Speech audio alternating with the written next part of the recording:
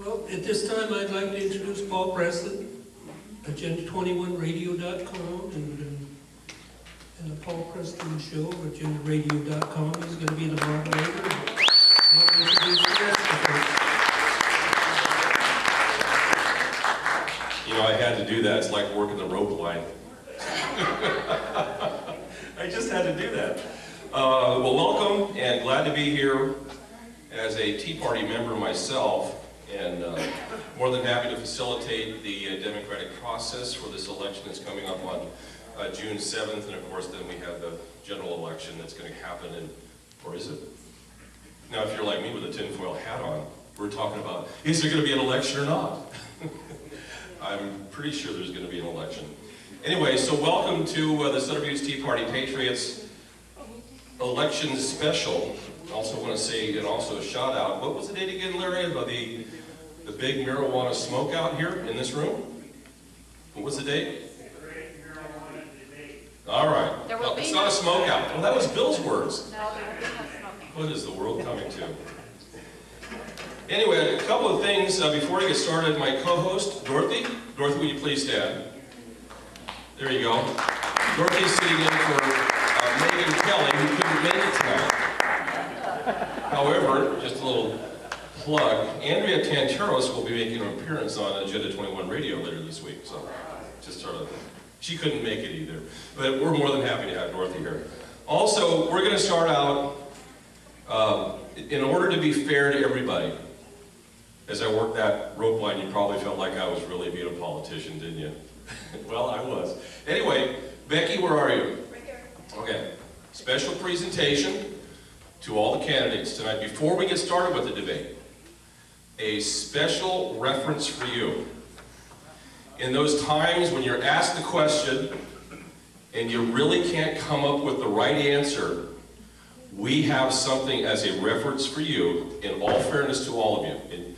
Listen, we didn't change the words around in the document or anything, but it's your very own personalized copy of the U.S. Constitution.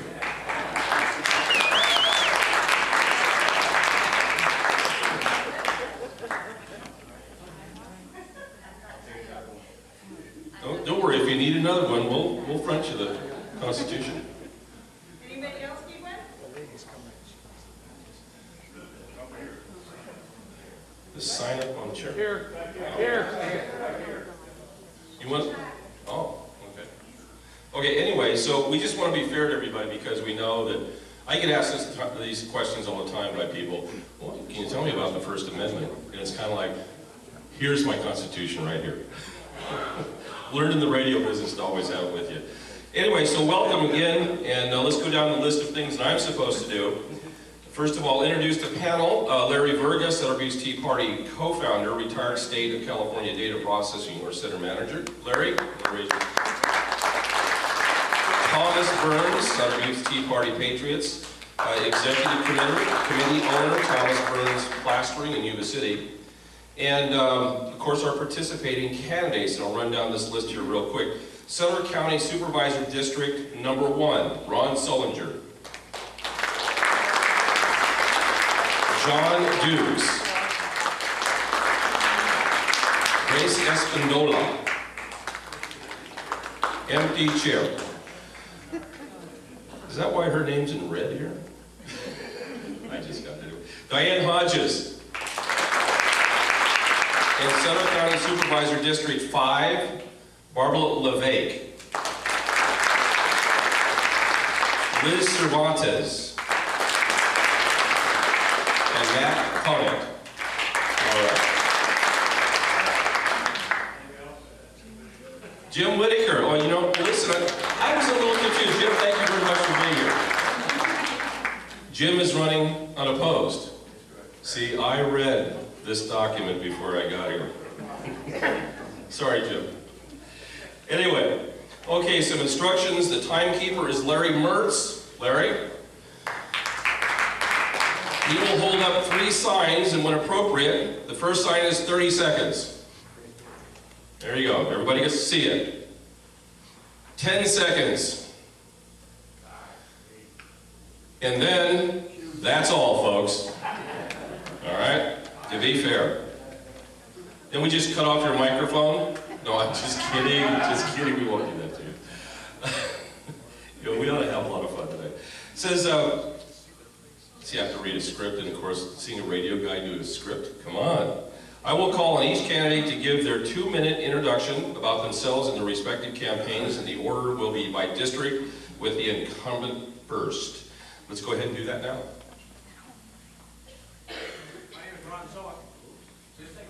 Okay, press the button. Censorship before you even get started. I'm glad you told me. My name is Ron Sullinger, and I'm the incumbent running for a second term in District 1.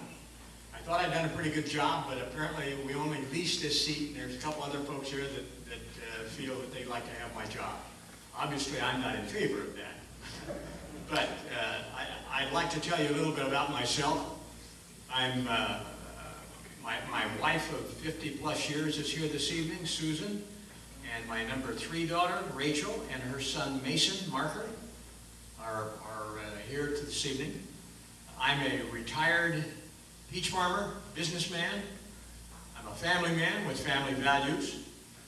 Being a peach farmer and having been involved in farming all of my life, I'm a lifetime resident in this area for the most part. I think I have a pretty good understanding of agriculture. And just a little bit of information about agriculture. Sutter County is planted, or depending on agriculture, for 90% of its area, physical area. Obviously, agriculture is what drives the economy in Sutter County. I would just like to say that I believe I'm the only one running in District 1 that has farm experience and an agricultural background. And I've got to be honest with you, it's helped me to understand some of the problems that our county has faced. The reason I'm running for re-election is I'd like to continue being a voice of reason for financial and economic decisions that are brought before our board for issues concerning our small businesses and farming community in general. Sutter County residents need jobs for our children and grandchildren. I'm a founding member of one of the Board of Supervisors. It's a founding member of something called Sutter Forward. And Sutter Forward is a new program which identifies prospective job opportunities and job-producing commercial development opportunities somewhere between Live Oak and Yuba City. My knowledge and experience as a businessman and farmer has helped me to question expenditures that appear to be unreasonable and or unnecessary, and to vote in opposition if they aren't in the best interest of Sutter County or District 1 residents. I'm independent, I get things done, I answer my phone calls, I think I'm pretty transparent. I'd like to keep working for you, and that's my story, and I'm sticking to it. Thank you. Thank you, John. John Dukes. First of all, I'd like to thank the Tea Party Patriots for holding this forum this evening and inviting the candidates to come here and share this evening. I'd like to introduce my wife, Jeannie, right here in the front row. I've been asked, why am I running for 1st District Supervisor of Sutter County? Great communities don't happen by chance. It takes vision and leadership. This county still has not addressed our long-term pension obligations, our homelessness, and our panhandling issues. It's past time to trim wasteful supervisor benefits. We are years behind in auditing and updating our county operations.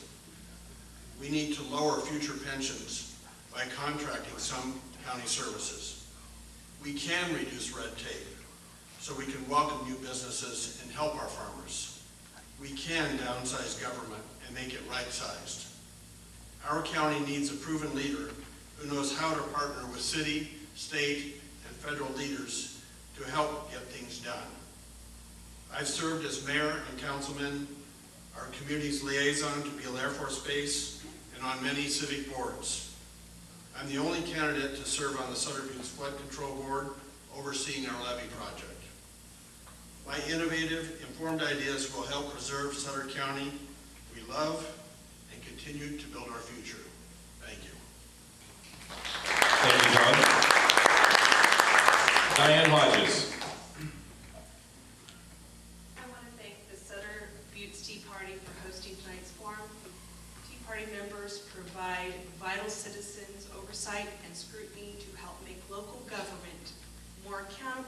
to those who pay the bills. My name is Diane Hodges, and I am a conservative choice for the county supervisor in District 1. I am a lifelong member of Sutter County. My children and my grandchildren are all living right here in Sutter County, District 1. I am running for supervisor to protect our small town quality of life from being undermined by bad government decisions and physical mismanagement. I am a strong believer in the principles of America's great Constitution. I want a small government that protects our liberties, our safety, and our pocketbooks. I am a gun owner who is against gun control laws that seek to license, restrict, and take away the ability for law-abiding Americans to defend ourselves and our families. I am a citizen representative of the City of Live Oak Council. I have a strong record for fiscal responsibility and family values. During my service on the council, the city balanced our budget every year without any tax hikes. We also have passed a very strict no-grow policy to protect our residents and our property. I stand in favor for the proposed county ordinance to crack down on the commercial pot grow who are poisoning our land, intimidating our citizens, and bringing crime into Sutter County. You deserve a supervisor who is more concerned with protecting our resident safety than making money off of marijuana tenants. I oppose Governor Brown's insane release of dangerous criminals back into our community and will partner with law enforcement to do everything I can possible to see it reversed. As your supervisor, I will stand to oppose the job-killing government regulations and excessive taxes from being imposed on our farmers and our small businesses. I feel very blessed to have grown up in a family-friendly place like Sutter County. Keeping it that way is the reason I ask for your vote. With your support, we can make Sutter County a special place to live and work. Thank you. Thank you. Jim, you care to make a few comments? You're running unopposed. Sure. Move this up. Can everybody hear me? Yeah. Well, first of all, I'd like to thank also the Sutter Tea Party Patriots for having this as well. It's a nice forum. It's nice to come out here. I am Sutter County Supervisor Jim Whitaker, and I was first elected in 2002. So I just celebrated my 51st birthday yesterday, and so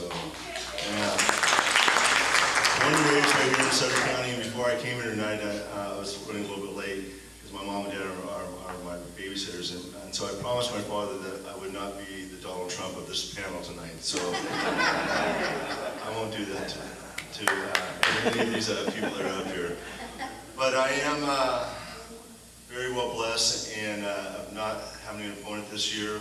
I feel very blessed and very lucky to be running unopposed.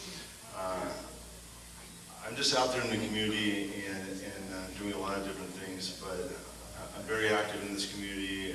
I see the value of leading in our government.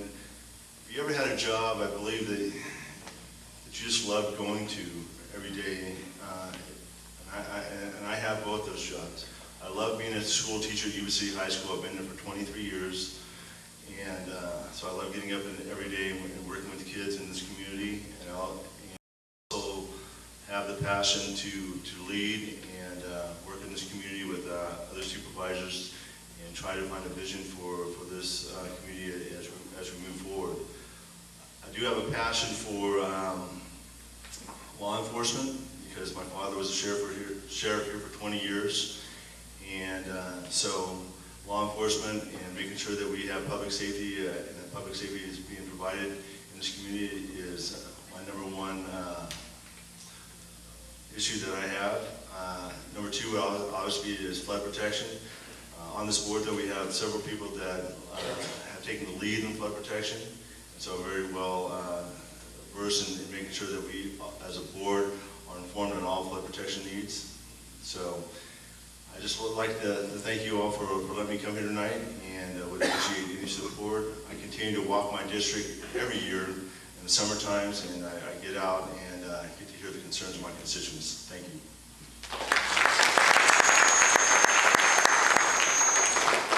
There you go. Thank you.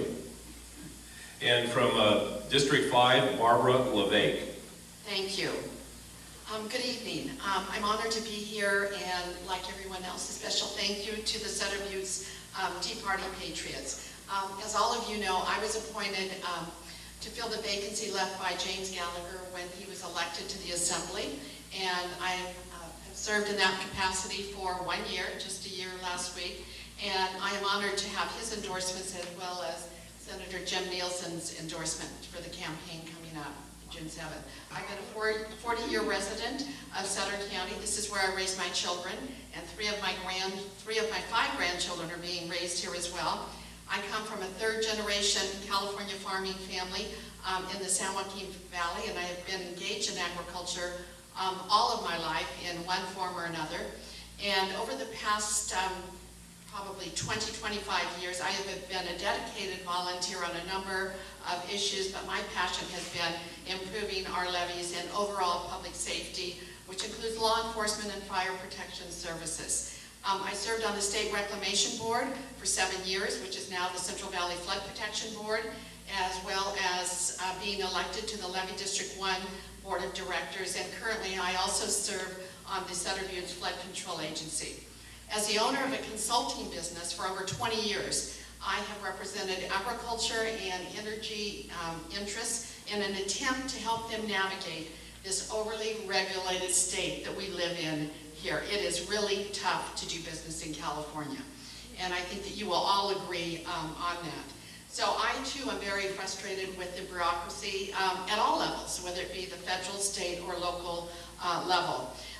Walking District 5, I have heard from many residents regarding the illegal marijuana grows and their concerns for safety. It seems that every day when we open up the Appeal Democrat, there's some sort of an article regarding violence as it relates to marijuana. And this is a threat to the public safety of our businesses, our families, and our community as a whole.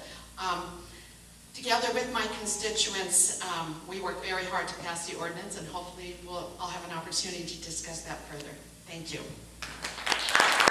Thank you. Liz Cervantes. Hi, I'm Liz Cervantes, and I'm running for District 5 Supervisor. I would like to thank the Sutter Buttes Tea Party Patriots for holding this forum. It's always the best thing is to communicate with the public and get to know them. But obviously tonight, in this short amount of time, you're not going to get to know all of us in depth. I would invite anyone to call me. I would love to have a conversation. I live here, I work here, I'm here every single day. My husband Carl is here in the audience. We've been married for 30 years. I came to Sutter County 43 years ago. I'm going to be 50 this next June. My husband was born at Fremont Hospital. His family immigrated here legally from Mexico, met and raised their family. We have 3 children, and none of them are here right now because they're all currently serving in the United States military, which we are very proud of. Thank you. I get a little bit emotional because I miss my kids. It's getting close to Mother's Day. So, you know, I'm someone just like you. I've knocked on 1,537 doors. And I am getting an earful from all sorts of people. I'm just like you. I'm just a regular community person, an ordinary citizen that wants change. I can be that person, and I would love your consideration on June 7th. Thank you. Matt Conant. Yes, my name is Matt Conant. I am a candidate for District 5 Supervisor in Sutter County. I am a 5th generation farmer in California and a 3rd generation farmer in Sutter County. I've lived here my entire life. My wife and I have been married for almost 25 years, Lorene. She is a special ed teacher in Live Oak. She's taught there for 32 years. My oldest son, Matthew, is almost 24. He farms with me every day. It's a pleasure working with him every day. And he is a 4th generation farmer in Sutter County. My son Greg, 21, goes to Sonoma State and is majoring in water management. I am, sorry.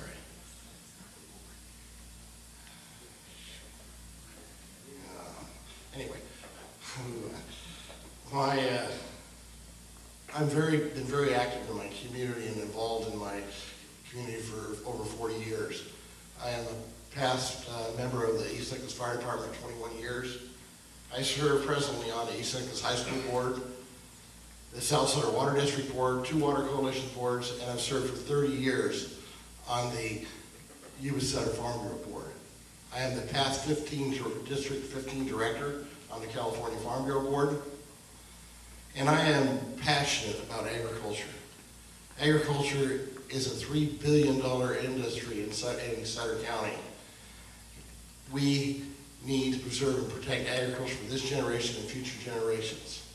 I will be the only farmer elected to serve in Sutter County on their board. And I am concerned about where we're going in our fiscal responsibility of our county. We have done no internal auditing for 25 years. I have $130 million unfunded pension liability and have no administrator at this time. We have an interim. I am a walnut farmer and have been my entire life. Many of my friends think I'm nuts for running for the Board of Supervisors in Sutter County. That's why my website is nutsforcoda.com. Come and see me on my website and see the flyers in the back. Thank you.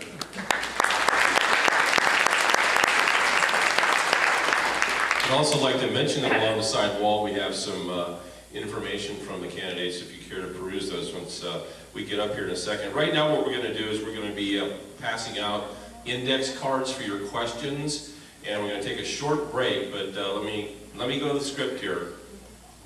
Oh, they left that part off. Anyway, we're going to be giving you some index cards. If you have any questions for the panelists, you can bring them up here to the front where you have Thomas and Larry, and they're going to be asking questions off of those cards. Plus, they also have some other questions asked too. So we're going to take about a 4-minute break. Don't go away. Stay with us.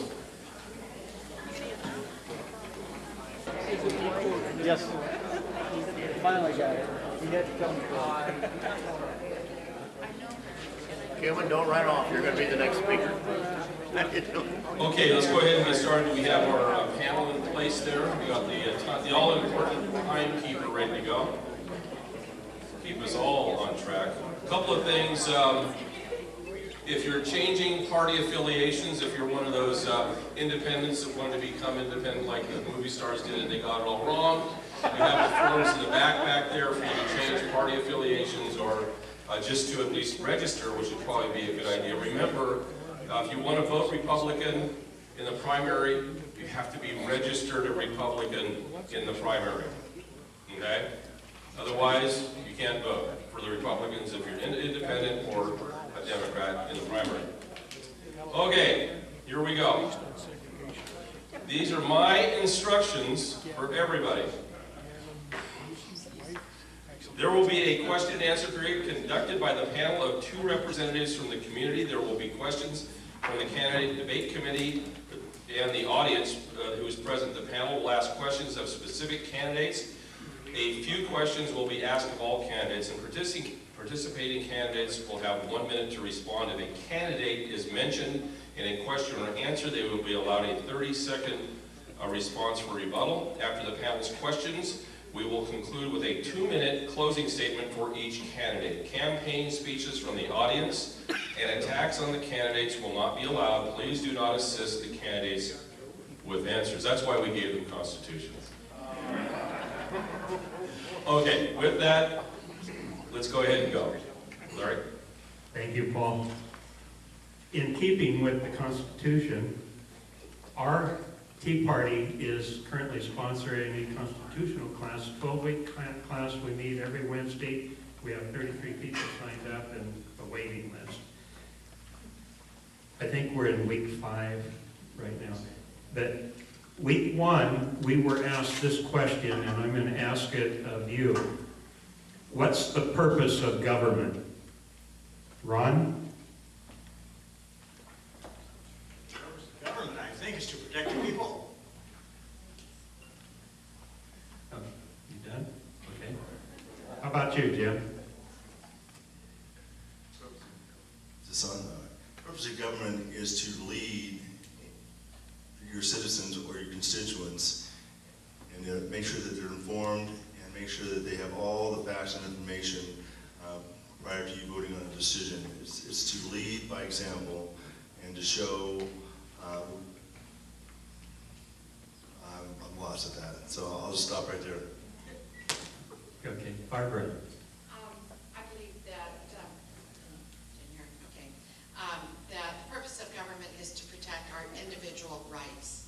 And I do think that here in California, we are way out of control with some of the legislation that's being passed that does impact our individual rights. Okay. The answer is actually very interesting, and you actually came the closest. According to our founding fathers, the purpose of government is to ensure and protect our God-given natural rights, period. Thank you for bearing with me. Okay, we'll start with John. What's your position on the Board of Supervisors allowing the city to expand its sphere of influence without a vote of the citizens of that area? I would be opposed to that. There is a process in place, it's called LAFCO, and if the city is going to annex an area into the city, it needs to go to the people and have a vote of the people. They cannot impose that. Thank you. Diane, expanding further, what I'm referring to is the city can expand their sphere of influence into the county without the landowners in that area having any say about it. And it's being done today by Yuba City. They want to expand all the way out to Boat Road, or I think even Stewart Road. I have property there. I don't have any say. What's your opinion on that, and what can be done about it? Well, if the people are living there and it's being done without their vote, then they need to be going to the city council and taking a stand on that. I believe that if you're going to annex into the county, then there's houses and there's residents there, then they need to be able to voice their opinion during a public meeting or by vote. The city of Live Oak did this very thing. We actually annexed some property in, and there were some residents along the strip that did not want to be annexed into the city. So they got together, they voiced their opinion, and we did not annex that into the city, but the others, we did. So I believe it needs to go back to the people, and they need to speak, and the county needs to listen. Thank you. And what I'm talking again is the expansion of the sphere of influence.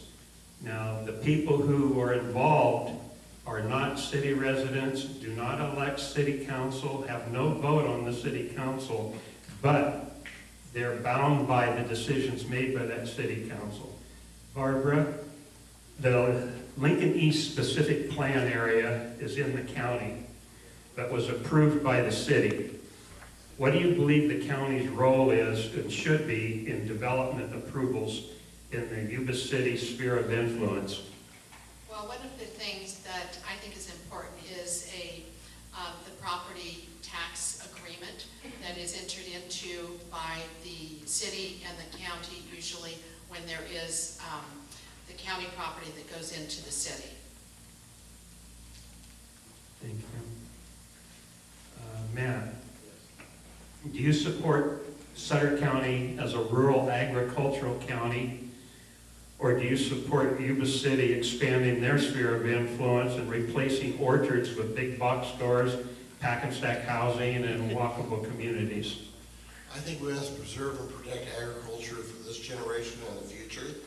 I think that the city needs to do infill before they develop any new areas of influence in the city. I think that the county needs to be made whole and kept as whole as possible to keep agricultural.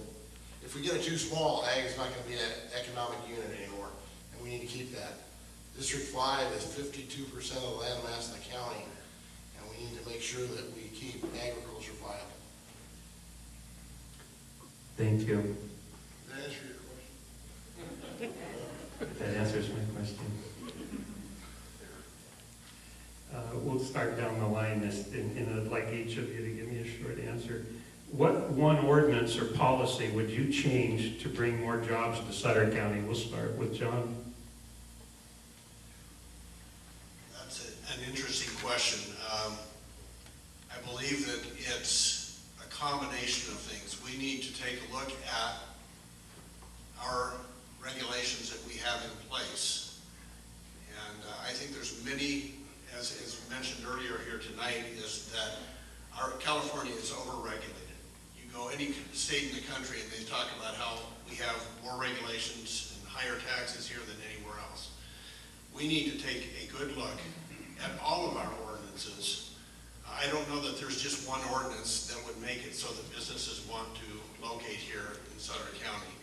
We need to take a look at all of our ordinances and go back and look at the ones that need to be taken off the books, that shouldn't be there, that penalize businesses for doing business in Sutter County.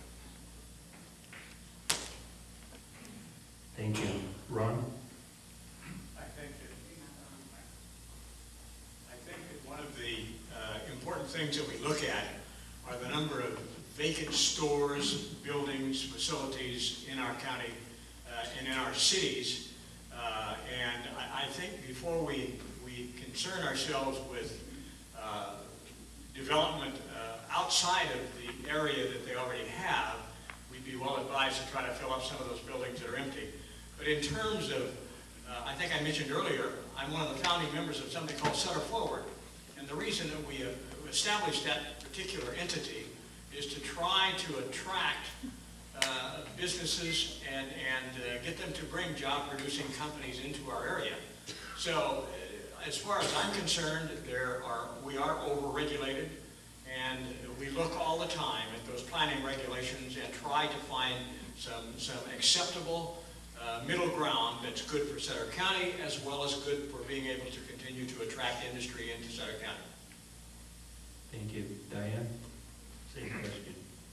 As far as the ordinance, I'm not sure which ordinance I'd want to pull out, but here's what I would do when it comes to creating jobs and expanding economic development. I would do the same thing that I've done in the Live Oak City Council. I would look at ways to encourage staff to find ways to be business friendly, for one, and to look at the ways that we can, as a county, help business or a manufacturer start in our area. And we also need to educate our citizens so that they can go out and have these jobs. That would be working with Yuba College and to make sure that they have the classes that need to be. With Sutter Forward, that is something that has been looked at. I was a part of at the very beginning, and they are trying to look for a four-year university to bring into our county, and that would help with that.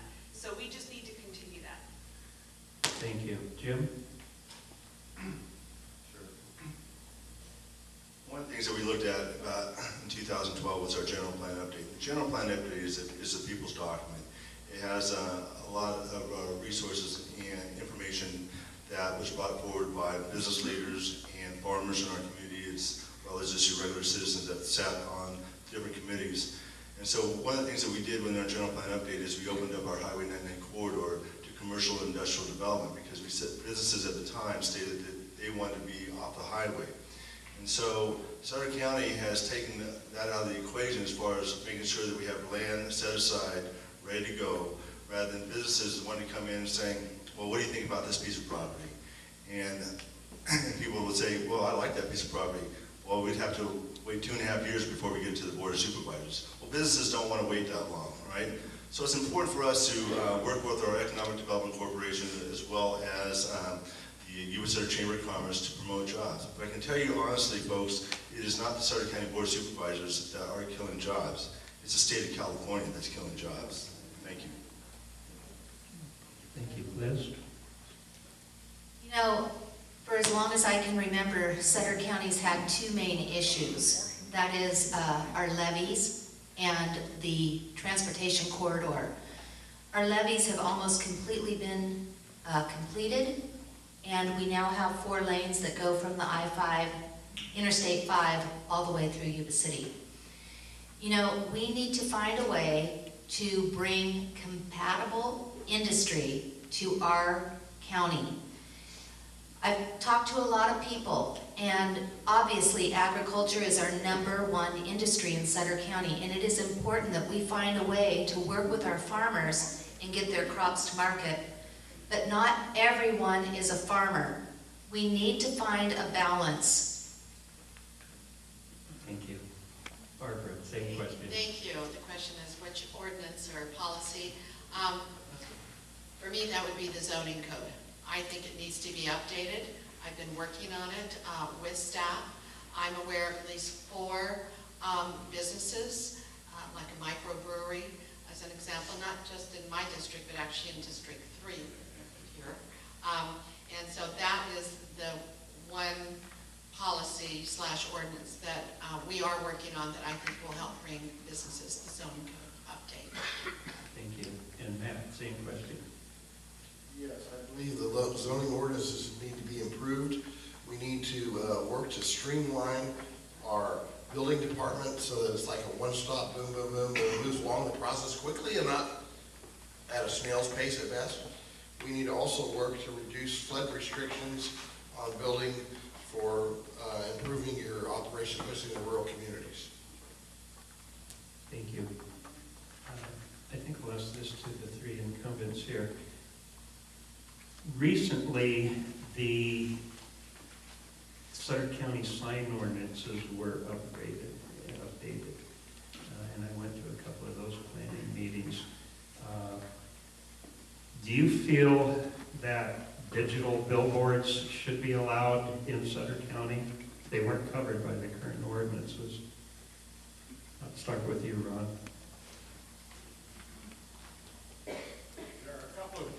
There are a couple of schools of thought on that. We did discuss the signs, and I think that the majority of the board felt that digital signs weren't necessarily something that would benefit Sutter County at this point in time. They're concerned about the corridor, and they don't want to make it look like Reno with signs everywhere. So I think each one has to be an individual situation, but I'm not sure digital signs are necessarily the favor that would get support of the Sutter County Board at this point in time. Jim, same question. We did a study session on this particular issue, and it was brought forward by our planning department on several other issues, but sign ordinance was one of the issues that we discussed. And I believe at the time we were in agreement with our planning commission that we did not want digital signs along the Highway 99 corridor or any other Highway 20 corridor as well.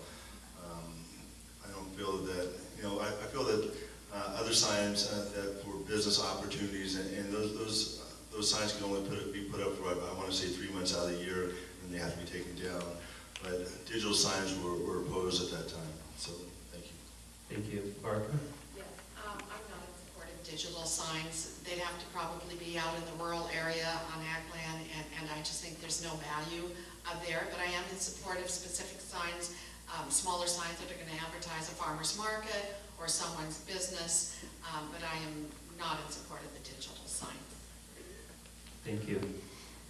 I'll turn it over to Thomas. Okay, good evening.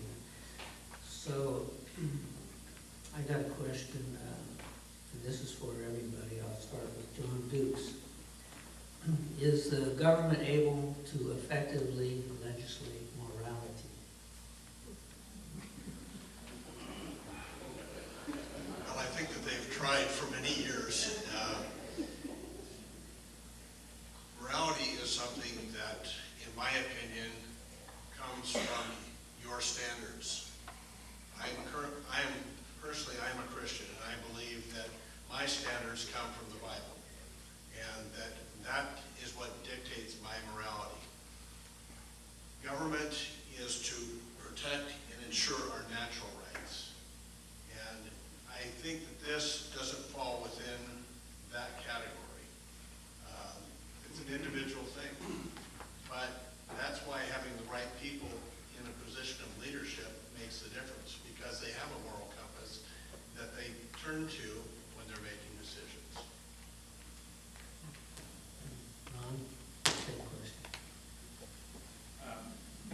believe that, as he previously stated, our government on occasion, or certain groups, have been trying to legislate morality for a long time, and I don't think that's necessarily something that's possible. Abortion being the most contentious of one of those particular issues. I think that may be a complete moral issue between those people that are involved, but I'm not sure that the government, be it pro or con, has benefited from trying to actually restrict or legislate morality. It just doesn't work. Okay, Diane? Interesting question. I have high morals for myself. Being a Christian, I try to live by those. Not always does the government, as you've heard from, going to echo the same as them. They don't always try to follow that. I believe that by having high standards and high morals, being on a government seat, on a board seat, I can bring that and hopefully work with the rest of the board and keep my morals and to reflect on every decision that I make. Okay.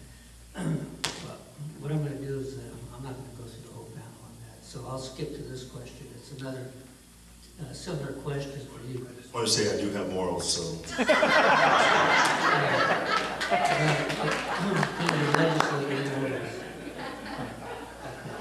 So, do you believe that mankind is predominantly good or predominantly evil? Explain your answer.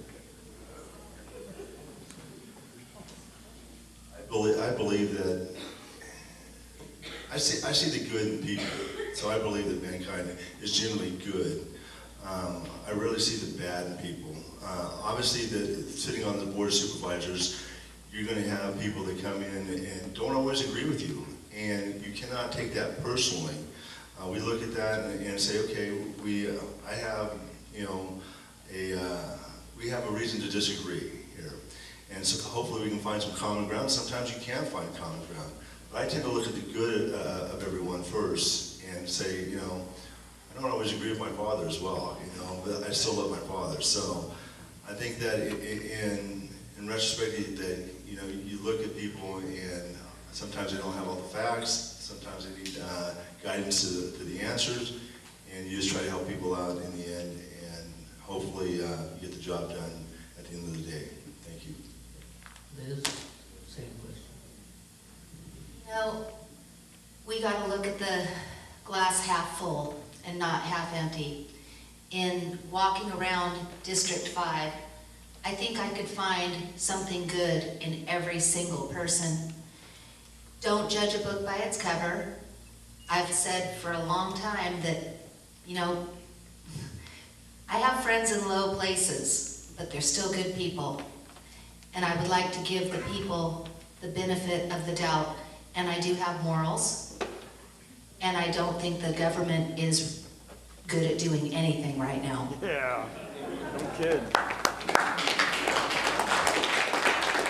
Thank you, Liz. Barbara, I'm going to restate the question. Do you believe that mankind is predominantly good or predominantly evil? Explain your answer. Thank you. I do believe, as everyone else has stated, that people primarily are good. In their hearts, they are good. And as Supervisor Whitaker stated, we may not always agree, but I think there's good in everyone. I've been walking around, and actually I take my grandchildren with me, different one's 11 and one's 8, so they're getting an experience of door to door, hearing people talk with me, and whether they agree or disagree, which actually most of them tend to agree about public safety. But I do think that most all people come with good inside their hearts. Okay, Matt, same question. Yes, I believe that people are generally good. I believe that mankind is generally good. I believe, though, that a lot of it is taught in family values and family settings. And it comes from a religious upbringing. I am also a Christian. But I really believe that family values are what dictate whether people are good or bad. If a child grows up in a good, loving family, I have seen very few that are evil people. I have been to San Quentin on a tour once and saw truly evil people at death row. Thank you. Okay, thank you. Okay, this question is for Liz Cervantes, and it's from the audience. And it says, are you for or against legalizing marijuana as medicine? It's kind of written, it says, are you for or against pot, legal or medicine? That's the question. Okay, so we had an event last week, and I disappointed some people with my answer. This is a complex issue. I am not a proponent of legalized marijuana. In November, when it's on the initiative is on the ballot, it won't get my vote. But I think that the Board of Supervisors missed an opportunity to get in on a stream of revenue. This is, whether we like it or not, it is coming, and we need to have a plan and capitalize on it. The numbers are in from Colorado. They have a population of 5 million people. They took in $1 billion last year in revenue. California has 40 million people that we know about. There's several million that we probably don't know about. And for this cash-strapped rural county, we need to get our piece of the revenue. Okay, Jim, you want to answer on that one? Yeah, I'd like to answer that. First and foremost, I'd like to thank Supervisor Lake and Supervisor Munger for first bringing this issue to the Board of Supervisors. They brought an ordinance to us that didn't pass at first, okay? And then Supervisor Flores and I, we came back and met with advocacy groups.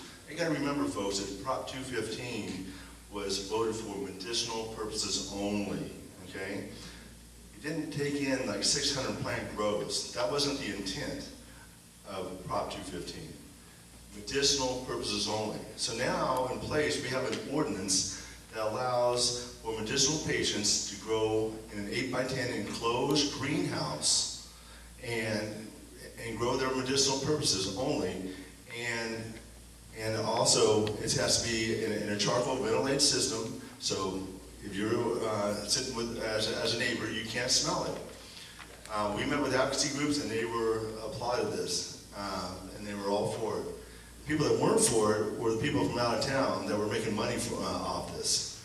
So I intend to uphold the law of 215 and the intent of 215 for medicinal patients only, and not for the profitability of our kids in Sutter County. Thank you.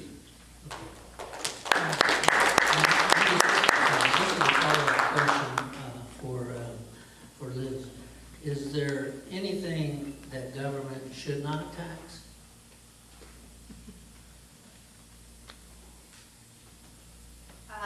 I think government currently taxes everything. Yeah. And I think that we've been taxed enough already. Yes, but you support taxing the marijuana? Absolutely. Taxing, regulating, enforcing. Okay, thank you. If it's voted in November. Okay, this is for Matt. It says, in Sutter County, you have the Office of the California Highway Patrol, the Yuba City Police Department, and the Sutter County Sheriff's Department. Who has the ultimate authority in the county? Our sheriff. Thank you. The ultimate authority of the county. Okay, thank you. Okay, and for Diane, are you currently employed, and how do you intend to devote the necessary time to be an effective public servant? Well, I'm currently employed with the city residents of Live Oak because I sit on the Live Oak City Council. So if and when I am elected and put onto this board, then I will have to resign my seat from that. Yes, I do have the time. I do not hold a job outside of what I do. Being in local government is a passion. I'm not doing it for the money because let me tell you, there's no money in this. So you're doing it for the people and for the betterment of our community. So I do have the time. I work very hard, even on vacation. My cell phone never goes off, and neither does my iPad. And I'm always as accessible to our residents. They know they can call me 24 hours a day and leave a voicemail, and I will get back to them. So yes, I do have the time, and I don't work outside of the home. Thank you. Okay, and I want to ask the same question to you, Matt. Are you currently employed, and how do you intend to devote the necessary time? Yes, I am employed presently with my family farm, my family farming operation. But as you heard earlier, I do serve on numerous boards and commissions. I will have to resign from a lot of those, and I plan on committing whatever time is required to do the job as supervisor and represent the citizens of Sutter County to the best of my ability. And I will do that, as I have in all the other volunteer organizations I've served in. And the same for you, Barbara? Thank you. Yes, I have my own consulting business, so I'm self-employed. I dictate my hours. I work on weekends. And because all my children are raised and out of the home, I have all the time I can to spend as a supervisor, and I have done that in the past year. I too am readily accessible. In fact, on my brochures, I have my home phone number. My cell is also available on the website and any information that I put out there. So, and I love representing people, and most of the calls that I do get from constituents are people I do not know. And so I do like helping them, and I have the time and the energy to do that. Thank you. Thank you. John Dukes? Same question. Well, I too am self-employed. I'm an insurance agent, and I do some finished carpentry and sit on the Yuba City Council. And I think that I've proven over the past 7 years that I do have the time available to represent the city, and would have that same time available to represent the county. I typically will spend 20 to 30 hours per week working on city business.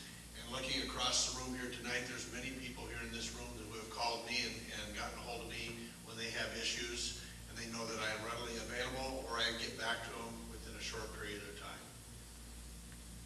Thank you. Okay, Ron, given that as a public servant, you must swear an oath to uphold and protect the rights of individuals as outlined in the Constitution, the 9th Amendment addresses rights retained by the people that are not specifically enumerated in the Constitution. Can you explain what that means?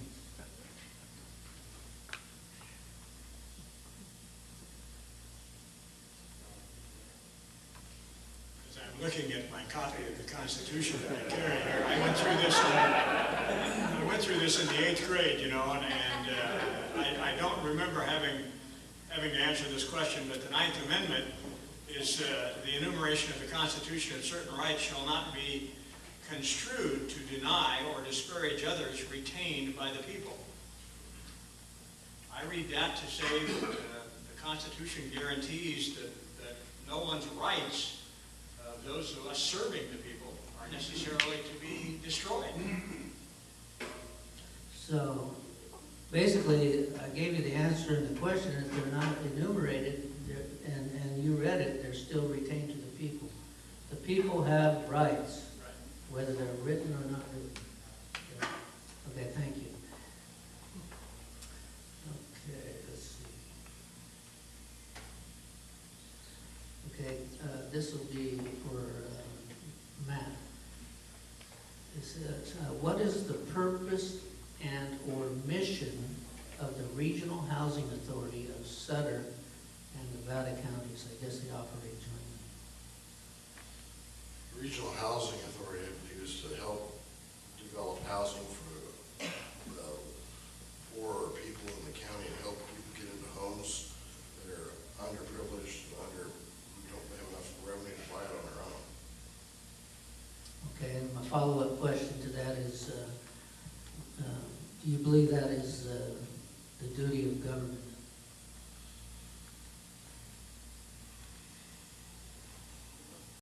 Done it forever, doesn't mean it's right, but I do think it helps people to get into homes that could never otherwise afford it.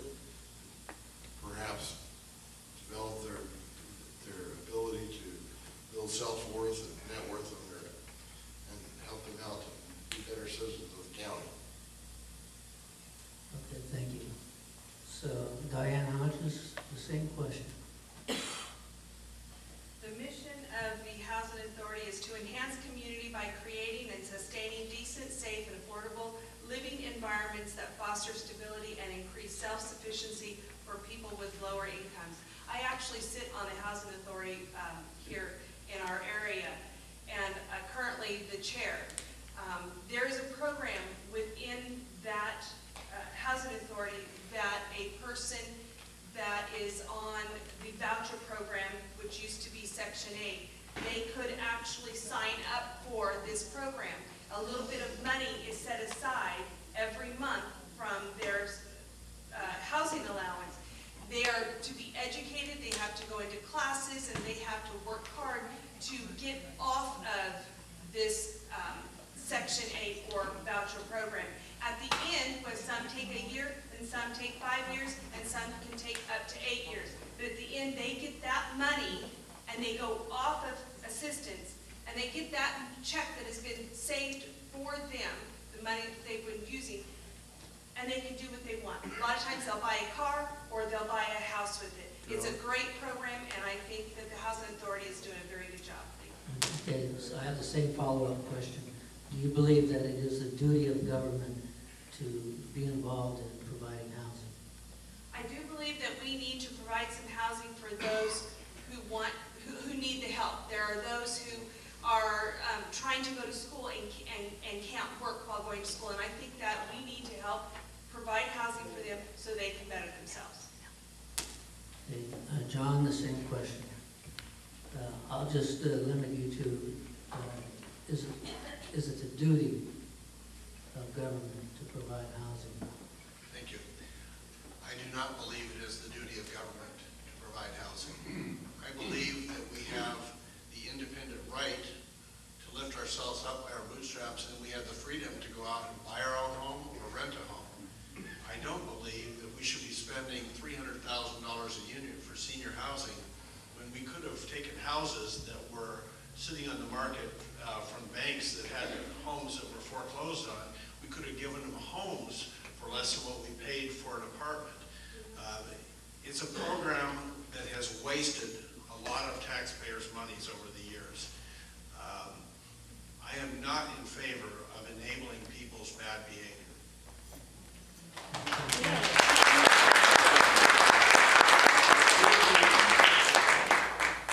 Okay, this question just came in from the audience, and I'll give it to Jim. What do you think should be done with the homeless situation in the county? Question, because every governmental agency is answering that question today. Homeless issues is nationwide. It's not just prevalent here in Sutter County. And what's happening currently today is that in Yuba County, they'll do a homeless ordinance. City of Marysville will do a homeless ordinance. And those people will get pushed over to the city of Yuba City and Sutter County. And then the city of Yuba City, they'll push back with an ordinance, and Sutter County will push back with an ordinance eventually. So where are those people going to go? Obviously, it's up to us to provide some opportunities of reaching out and using services that we have currently in this county with Hands of Hope, other church organizations that we can utilize, the ministry that's by Pastor Brazier that runs his ministry.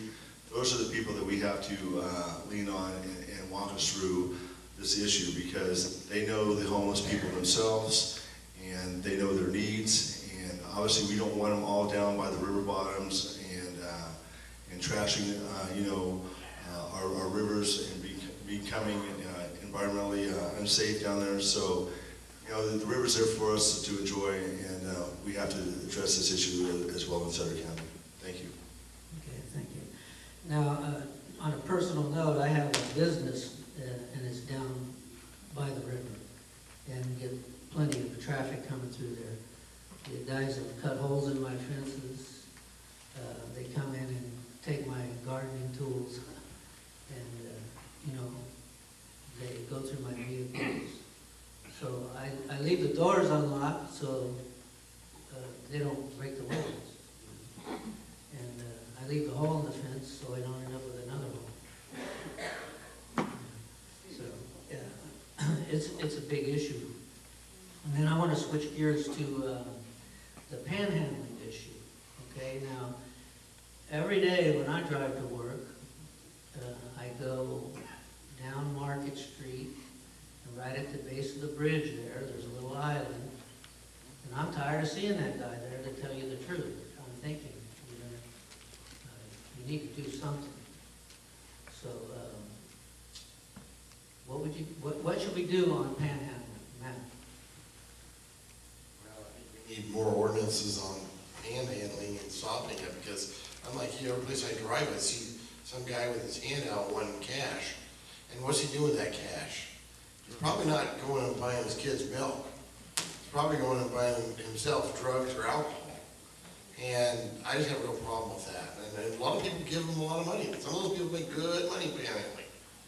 So I'm opposed to it. I hate to have another law in the books, but we got to do something to stop it. And I think a lot of that goes to homeless people doing the same kind of things.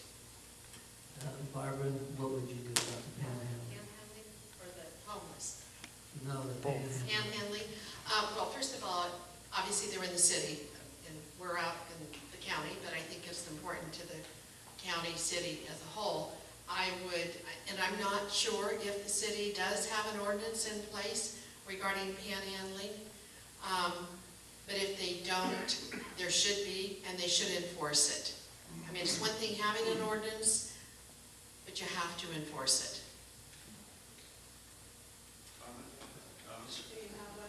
Could I answer? Yes, go ahead. I was gonna. Thank you. The city of Yuba City does have an ordinance against panhandling. It was enacted, I believe, last year. And in fact, I carry in my vehicle a card that's about this long. It was put out by Yuba, Sutter County, and Yuba City. It lists all of the different services that are available to people. And instead of giving them money, I hand them one of those cards and say, if you truly need help, this is what you need. Can I make one comment on the homeless issue? I think we use the term homeless very loosely. In my opinion, you have three different groups. You've got the people who are down on their luck, they've lost their job, and they truly are homeless, but they want to become productive members of society again. The second is people that have mental issues, and the third are the vagrants, gypsies, hobos, that we've had around for years. They're parasites on society, and in my opinion, we don't want them in our community. I'm willing to help the first two groups, but the third group, I'm not willing to spend any money on them. Jail time. Okay. Well, I got all kinds of questions here, but I'm going to give it to Larry for a while. We're sitting here going through the cards that were given to us at the break. This is an interesting one. If you happen to look out at the sky this morning around 8, 9, 10 o'clock, those weren't clouds. What's your, I'm going to ask John, we'll start down there.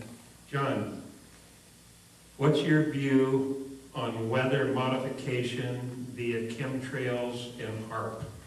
H-A-A-R-P. Well, I'll be honest with you, I don't know that much about it. However, I do know that it's something that the city or the county has no jurisdiction over. It's something that the EPA would deal with. And so on our level of governance, we have no say in what would happen with those types of things. And so those kind of questions, they're sensational questions, but the reality is that nobody sitting here on this dais here this evening could have any impact on what's happening with those programs, if indeed they do exist. Diane, same question. I will have to agree with John on that. We do not have any jurisdictions over that. I hear a lot of people talking about the chemtrails are happening, and it's been, I really don't have an answer for that one. So I know it's not our jurisdiction, I know it's not something that we can really do. Did anybody up there this morning see the sky this morning? Yeah. Liz? You know, everyone is right, we don't have jurisdiction over that, but you cannot help but notice what's in the sky. I see it every day. I think the best thing that we can do is educate ourselves, find out the facts, and get citizens going against this kind of stuff. The people have a voice. Does anybody else have a comment on that? Okay, we'll get rid of that one. This must be one of your friends, Barbara. It says Barbara LeBig. 25 years ago, as a board member, your board defunded the internal auditor position. What's your opinion on the internal auditing now? Well, my position I don't recall that we defunded it. Someone has a better memory than I do, clearly. But I have gone on the record stating that I support the internal auditor. And last year in the budget, the board gave direction to staff to look at some positions for funding this year. And I do know that on the 26th of April, the Board of Supervisors, our board, we will be hearing from the auditor, and that issue will be coming to the agenda, up to the agenda to the board that evening. I've been in some meetings with the auditor actually very recently. So to specifically answer your question, I support the internal auditor, and if it comes to the board as planned, I will support it. Thank you. And this is another card, that's kind of a follow-up on the same question we'll ask Matt. What would be the required qualifications for an internal auditor, and to whom would the internal auditor report? The internal auditor would report to the audit controller of the county, and I would think that the board would have input from him also. The qualifications, I would think we need a minimum of CPA with a great deal of auditing experience, and we would need to have an auditor with, I want to see an auditor come to Sutter County that has a lot of experience from other counties or jurisdictions throughout the southern state. Thank you. Same question, Diane. Can you repeat the question again? Sure. And it's from the audience.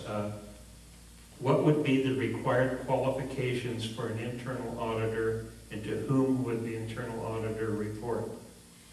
I believe they should have a CPA. They should have knowledge of other counties and boards that they have audited, and they should report to the board members. Thank you. John, same question.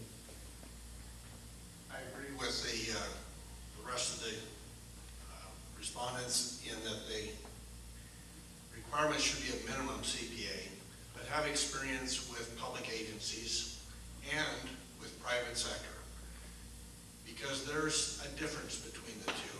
But I think that having a balance of knowledge of both the private sector and the public sector would be very important in that position. I believe that they would respond, or should be responsible, to the Auditor Controller's Office and also the Board of Supervisors. Thank you, John. This is another question from the audience. I'll ask Ron first. What would you do to reduce or prevent human trafficking in Sutter County?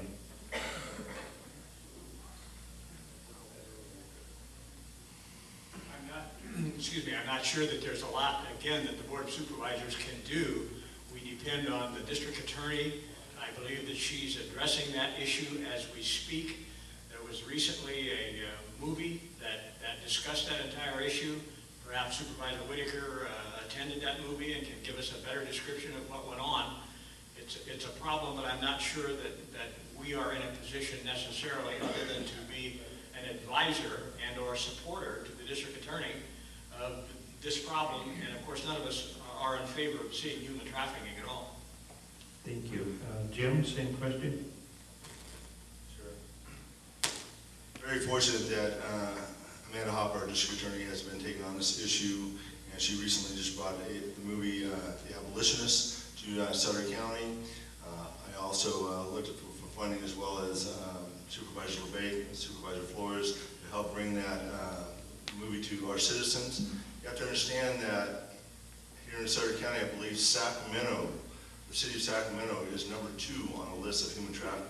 So that's how close we are to this issue. So it's very important that we look at all the signs of human trafficking.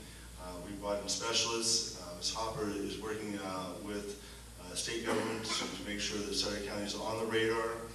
We're working with, also bring in another guest speaker, and that is with Seroptimus International and with the Alliance for Hispanic Advancement, to bring in Carissa Phelps, who wrote Runaway Girl, who was human trafficked. And what an amazing story. If you ever have a chance to get her book on human trafficking, it's a great story. Obviously, she's going to be coming to Sutter County, I believe, September 15th. So please come to that. Thank you. Thank you. New question, and I want to ask all of you. We'll start with Barbara. Would you support withdrawing from SACOG and forming a new Sutter County Council of Governments similar to Butte County? Explain. Well, I'm not the representative to SACOG this go around. I did serve on it before when I was on the Board of Supervisors, which was a long time ago, for a short time. But I currently would support our continuation as a member of SACOG, because I think that it's important to be a part of the region. When we talk about transportation funding, we get, I think, our fair share. Supervisor Flores is in the audience. He's not up here, but he's the representative of SACOG. But in the past, we have received a good portion of funding for transportation needs. Obviously not enough. We never have enough to fix our roads. But I think when we talk about also the economic value of our area, I think we're part of the region. And I think it's more cost effective to be a part of SACOG. Thank you. Matt? I don't recommend we pull out of SACOG, but I am concerned about multifaceted government agencies that control everything. And it is a multi-county government agency, so to speak. And it does help us a lot with transportation dollars. But I think we need to be very cautious and careful about those kind of agencies taking over the way our government runs. We're a pretty small fish in that pond. Thank you. Thank you. Liz? I would want to review all of the pros and cons. I agree with Matt. We need to keep the control at the local level, but we need to review what the benefits and what the losses would be if we break up with SACOG. Thank you. The same question, and I'll continue down here. AB 32 seems to be the mechanism that SACOG's been operating by, and all of these sustainable development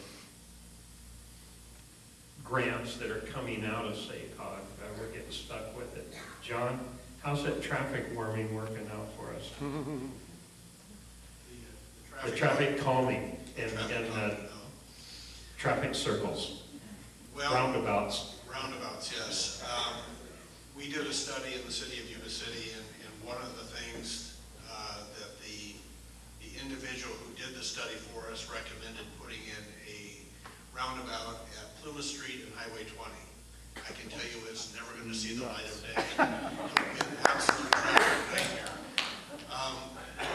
But to kind of piggyback on the question about SACOG, when you're looking at the difference between being a part of SACOG versus another COG, which would be our own COG, it makes a lot more sense to stay with the larger regional SACOG, because we benefit because we are a small rural community and they need us to be able to do what they do. So we benefit greatly by doing that.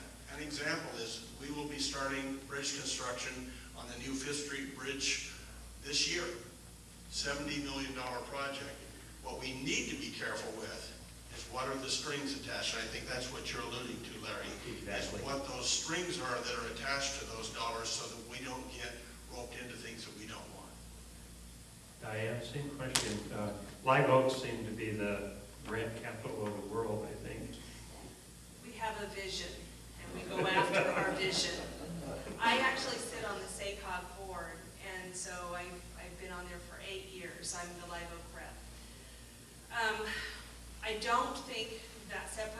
SACOG would do us any good.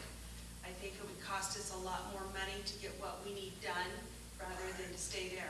While on the SACOG board, I listened to all these big plans from West Sacramento, from Rancho Cordova. They're all wonderful. But I always ask them, where do we fit in this scale? You cannot make Live Oak or Yuba City or all these smaller cities and counties do the exact same thing that the bigger cities are doing. It won't work for us. It won't fit for us. So they have made sure that when they put the plan together, that they have language in there that says cities and counties will have their own, they can do their own thing. So I'm out there, because I'm not for the big stuff in the big cities. And sometimes we get left behind. And I'm there making sure that they don't forget where Live Oak's at. Actually, our council member Gary Balin always says, Live Oak is the gateway into the SACOG region. And I remind him that weekly. And we've been reminding them that grant money is not free money. That's our money. Yeah. Then it should speak Damn spit right. in your region. Yeah. I have a quick one that just put your thing on and speak up, and if you don't want to answer, don't, but I just wanted to get a feel from you people up there. Do you think that the Yuba County Measure A and B is going to have an impact on Sutter County?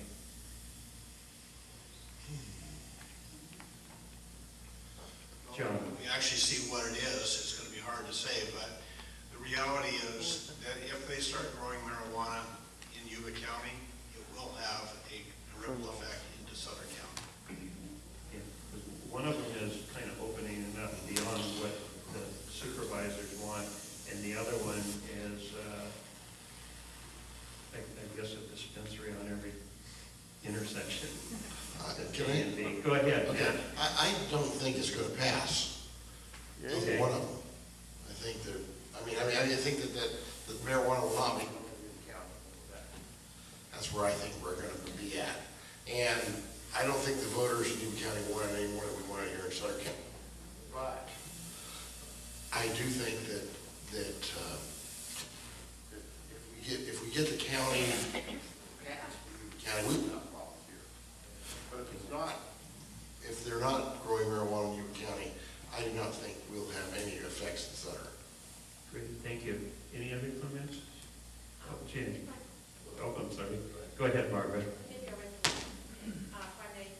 I'm not sure if there's going to be another marijuana question, so I'm going to jump in real quick. Okay, well then, That's what the audience is interested in. you're going to ask more? No, we're gonna have another meeting on marijuana. Yeah, our next Okay. meeting, that's what it'll be.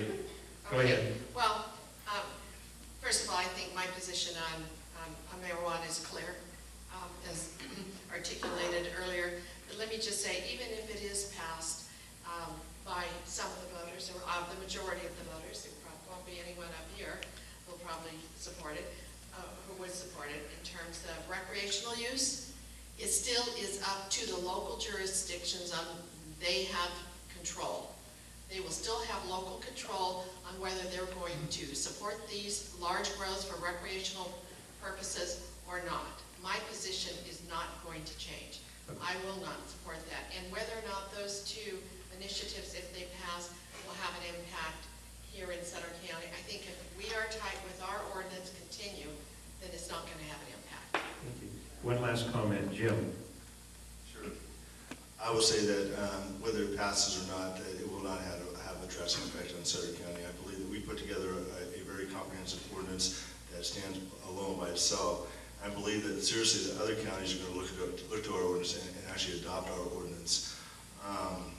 One of the things that you have to understand is that when we had a 600 plant grow down south, the gentleman that wanted to put that in was saying, Jim, I don't understand your reasoning behind this. You know, when I live in Nevada, I pay my $10,000 and I grease a couple of you politicians and we're good to go. And I said, well, you're forgetting that you're now in California and you're in rural Sutter County, conservative Sutter County. And that's just not how we do business here, right? So I want to make it clear to everyone, And let me tell you something, as a teacher at UPC High School, I've been on those intervention teams where you see kids that's the first drug that they went to, that's the first drug that they started with was marijuana. And then it led into methamphetamines and other things that transpired. So it's important that we hold the line and we say no to marijuana. Thank you. Tom Burns. Okay, I've got a question here, and this is for Ron Solinger. The air on the planet was given freely to man by God. The California Air Resources Board is regulating and taxing the air. Under what authority do they exercise that power? None. And should the regulations be complied with, and why? You know, that's another one of those very dicey areas that we go into. Everyone wants clean air. The problem is when the politicians and those people involved said, okay, let's have clean air, who wouldn't be for that? They then turned it over to the bureaucrats, and the bureaucrats now run our clean air. And of course, instead of worrying about we, the taxpayer, they're worried about building empires for themselves. The bureaucrats are the ones that have caused the problem as far as clean air is concerned, in my opinion. And they're the ones that need to be taken down a notch or two. Hopefully, we'll have a presidential election that may get to that point where we're able to say, it's time that we took back our government from the bureaucrats. So that's just a hope, an optimistic hope, and that's the way I see it, Tom. Okay, thank you.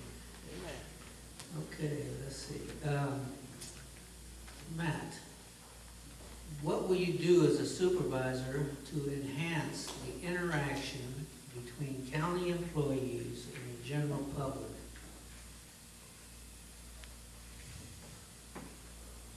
I think that as a board of supervisor, I would encourage county organizations to meet with the public on a regular basis.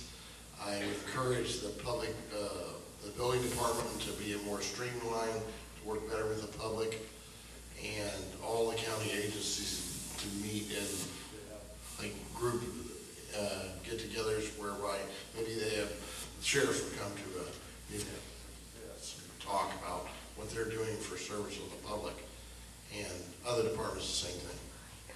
Okay, Liz, same question. I've been walking door to door in many of my constituents or county employees, and I thought about educating myself through department heads, but I've changed my mind. I'm going to the rank and file, and I'm here to tell you that the morale is low. A situation that happened in my own backyard, literally, I called Sutter County Animal Control. It's a long story. If anyone wants to hear it, I'll tell you. But I called Animal Control at 8:11 a.m. on a Thursday morning, and the animal control officer did not show up to my house until 5:36 p.m. Friday. They are overworked and understaffed, and we need to find where we have waste, fraud, and abuse and fund these employee units. Okay, thank you. Diane, give a synopsis of the 10th Amendment of the Bill of Rights and explain how critical it is in this day and age. Let me refresh my memory.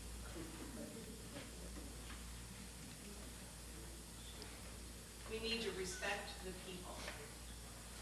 Amen. And that's my answer. That's your answer. I think that's pretty much it for time. Huh? Do you have any more questions? At this time, I'll turn it back over to our moderator. And I personally would like to thank each and every one of you for taking time out of your life to come inform us and participate in our debate this evening. Thank you from the audience. Thank you, Ronnie, and thank you to our participants tonight. And closing remarks, on behalf of the Sutter Buttes Tea Party, we would like to thank all the candidates for taking the time from their busy schedules for being here. Thank you very much. And democracy grew a little bit stronger here and representative government are a little bit stronger in Sutter County. Thank you very much. And I'd also like to thank you for coming out. This is a big event. We think that any time we citizens can come out and participate, and the word is citizens. We're not customers of government here. We're citizens. I talk about that on the radio. You might want to catch that one.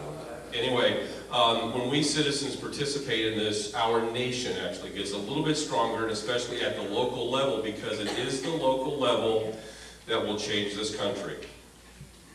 And if you haven't figured it out, the guys that are trying to destroy this country have figured that out. And that's something to think about. They understand the control at the local level, and they're controlling us now. And that's, you can see how healthy we are as a country. Just drive down, I want to take a long look at some of the communities that have been disrupted economically.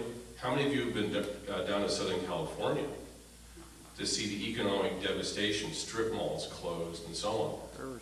That's the state of our country today, and that's because of the local level. We haven't been participating at the local level like the other side has. Anyway, I'd like to thank you for being here again, and congratulations to everybody. And you know, if you need to change your party affiliation, I'm sure there's a lot of Democrats in here. Anyway, here's the form, and we have in the back. See Carla. Thank you very much for being here. And you can come up and ask questions, and they also have all their campaign information. And you know, I want to tell you, this is the greatest rope line that I've ever walked. And it was all politicians. Did you notice that? How many get that opportunity? Thank you very much.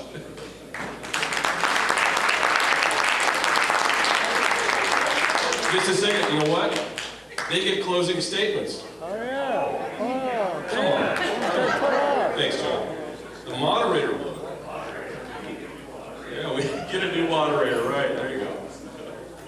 Okay, we'll start with John. Thank you again for the Sutter Tea Party forum this evening. So why am I the best candidate for 1st District Supervisor of Sutter County? Because it's time to step up to experience with a fresh perspective. It's about seeing the big picture. I'm a problem solver who has proven my commitment by bringing real solutions as mayor and a council member. This is my 6th year on our flood control board, and we have been fast-tracking our levee project to help secure and to help secure funding for that project, so that the citizens of our community will be safe.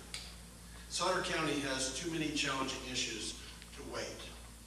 I think it's past time to privatize certain county jobs to reduce long-term pension obligations, consolidate some departments with neighboring communities, and roll back business regulations to invite new business, which will create jobs.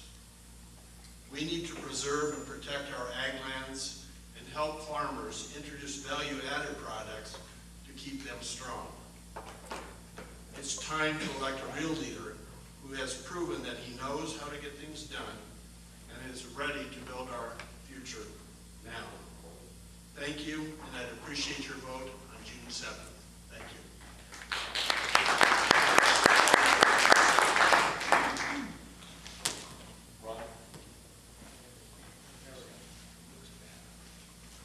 It's an interesting election. I'm trying to finish my first term as Sutter County Supervisor. I think I've done a fairly decent job. I've tried to learn the job and what's required to accomplish certain things. I've tried to represent the people in District 1.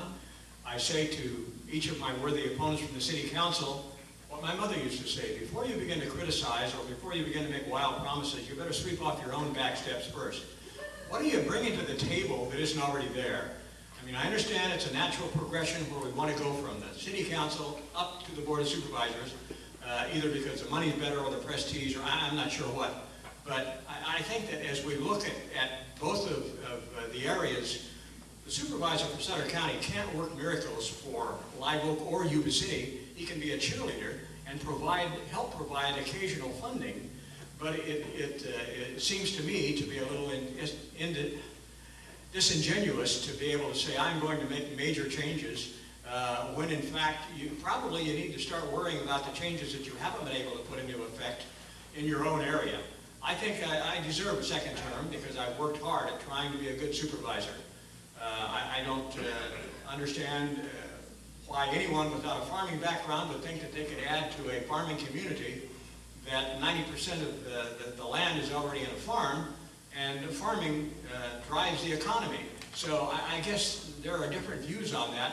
My personal opinion is, I think I've done a pretty good job, and I'd like a second term. Thank you. Diane? Thank you, each one of you, for being here tonight. Sutter County is a great place to live and to work. I am seeking the office of Sutter County Supervisor to protect our communities and our freedoms. I don't own a business, and I don't own a farm, just as our incumbent stated. I am not running for an office for a title or to make money, as our incumbent has stated. If I was out to do this job for money, I would not have been on the Live Oak City Council for the last 10 years. I would have ran sooner. I am seeking the office for the residents of District 1. Unlike the other candidates, Sutter County District 1 has been my home and my backyard for my entire life. My children were raised there, and so are my grandchildren are now being raised there. It is a place where integrity, personal responsibility, and family values have been respected and encouraged. These are the values that I will bring to the county board as your next supervisor. My candidacy is about grassroots. I hope you will join me in spreading our conservative message to your neighborhoods. Thank you for taking the time to be here tonight. You are the patriots who help shine the light of the truth on government and safeguard the liberties so we are so blessed to enjoy as Americans. I would truly, truly be honored to have your vote on June 7th. Thank you. Hey, Jim? Ron, would you like a rebuttal? No? Yes? Your title good. I just think that it's very easy to assume that it's a natural progression because you're either bored with what you're doing or you think you want to make a contribution. I would suggest that as you look at having been in government for a long time like that, I refer to those people as establishment politicians. They've been around for a long time, and all you have to do is look at their steps, and see what their accomplishments have been. So I stand on my record. Thank you. Jim? Oh, Larry, stirring the pot right over there, man.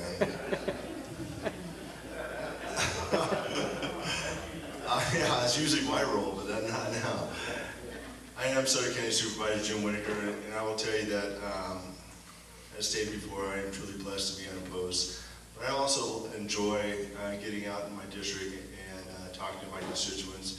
I walk my district every year, folks, and talk to people. I also donate my time to nonprofits as an auctioneer, and so it gets me out in the community as well. Already 10 seconds left, huh? That's 2 minutes. That's all right. It's okay. Yeah. So, in saying that, like I said, we talked a lot about issues tonight, and you pretty much can see where I stand, where other people that are running stand as well. And it takes a lot to put your name out there and run for office. I mean, you're scrutinized, you're looked upon as with every sentence, hey, what this person's saying. Your personal life is out there as well. So for me, though, is like I said, it's addressing the important issues of Sutter County. And I would also like to mention Robert Stark. I didn't get the answer to the question, but he was actually the first one that was advocating for the internal auditor. All right, and now Nathan Black has taken it over, and at some point we will have an internal auditor in Sutter County. We also have different positions that we want to fund as well. We have deputy sheriffs, that we're looking at. We have an HR person. We're trying to hire a CEO, and When we talk about county employees, we also have to understand that we're in the middle of a strategic plan with a mission and a vision statement that will hopefully trend down to all of our county employees, stating that we believe in the best customer service that we can provide throughout the whole county. And that's what we want to be known for, I think, within this county. So once again, thank you for having me. God bless each and every one of you for coming out here tonight. And if I can answer any more questions, please, I'll stick around and be able to let myself to answer any other questions. Thank you. Liz? Well, I agree with Jim. It takes a lot to sit up here, to be scrutinized. We're putting ourselves at risk. Everything is got to be transparent at all times. I'm running for supervisor because people that know me know my heart. I have a servant's heart. I'm a professional volunteer. I don't have political experience, but I have raised a family. I have balanced a budget. We live within our means. And a couple of things that I'm for is elected officials who will work for your interests. My tagline is public service, not self-service. It seems that when people get into office, they forget about their campaign slogans. They go into a drawer and then they pull them out conveniently at re-election time. I don't have experience, but everybody up here, I don't know that you had experience when you first started out either. I'm asking for you to give me a chance. I'm looking at the audience and you all have a glazed over look in your eye, and it's 8:40 right now. So thank you, taxpayers. Thank you, Paul. Thank you, everyone that's up here, for putting yourselves out there and willing to serve your community. I will stick around if you have questions. Thank you. Okay, thank you very much. Again, thank you to the Tea Party Patriots. It takes a lot of organization to put on a debate like this. I truly appreciate it. And to the audience members, and as Liz said, it's getting late, so I'm going to keep it very, very short. County government is the closest to the people, and I think it is the most effective, and it's important for your voices to be heard at our board meetings or even at our committee meetings. And I believe that I am the most qualified candidate in this race for County Supervisor for District 5. And I think the key here is how I know how to navigate the system because of my experience on various boards and commissions. And I have the relationships and the contacts to get things done. And an example is a young man who called me who lived in the Sutter Basin, who had an issue with his private property rights. And his family had farmed in that area since about 1890, I believe. And it involved another jurisdiction next door, which was Yolo County. Because I had the contacts and knew the supervisors, I was able to call and advocate on this young man and his family's behalf. And I was very, very pleased with the outcome. And so was his family. As I mentioned, flood control, public safety, two extremely important issues for me. And I will continue to work very, very hard to keep our communities safe. So with that, I just, if you know people in District 5, tell them to contact me if they have any questions. My home phone number is on my brochure, so you can pick it up.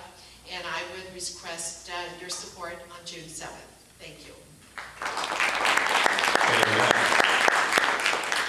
First of all, I'd like to thank the citizens, you citizens here tonight, for coming and listening to this presentation. We did our best to try to inform you, taxpayers and citizens, of what our missions and goals are. I am a small business owner, and I balance my budget every year. I am not a politician. That became evident on my opening statement. I want to run Sutter County like a business, not like the way we're running it today, being non-fiscally responsible. I'm the only candidate here who has been through and dug an organization out of an unfunded liability and paid it back for unfunded pension liabilities. I serve on the South Sutter Water District Board When I got on that board, we had a $1.1 billion unfunded liability, and we had a $1 million a year budget. Our ratio to debt was 1.1 to 1. Sutter County is a 0.56. We can deal with this unfunded liability, but we have to do it now. Today, the unfunded liability is $130 million. 18 months ago, it was 110. This is unsustainable. We lost $20 million in this time frame. We have to get a handle on this unfunded liability immediately. In the same time, we have sheriffs that are understaffed, overworked, and underpaid, and we don't have enough of them. We have the same number of sheriffs that we had on duty 35 years ago. I will support internal audits. I will support the paying down the unfunded pension liability. I will work for you, the citizens of Sutter County, to preserve and protect agriculture and its resources for this and future generations. I would support, I appreciate your support on June 7th. Thank you.